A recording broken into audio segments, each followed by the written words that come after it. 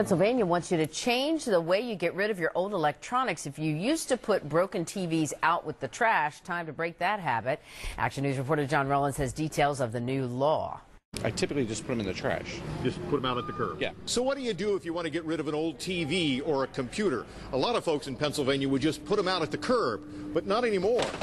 The law has changed. In fact, it changed today. No longer can crews pick up so-called covered devices, computers, peripherals like keyboards and printers, and television sets. Instead, old ones must be kept separate from regular trash and carefully recycled, sent to certified recyclers like eForce Compliance in Grays Ferry.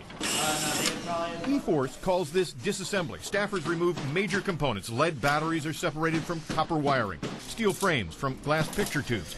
The idea to keep harmful materials like lead and mercury from getting into landfills or third world dumps. eForce's Jay Siegel makes the point, recycling means reusing. Every pound of copper, every pound of steel, that's metal that goes back into the system.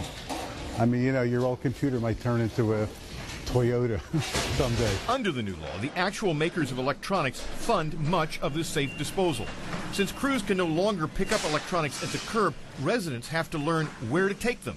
Pennsylvania's DEP website lists drop-off centers that include some big box stores that sell electronics.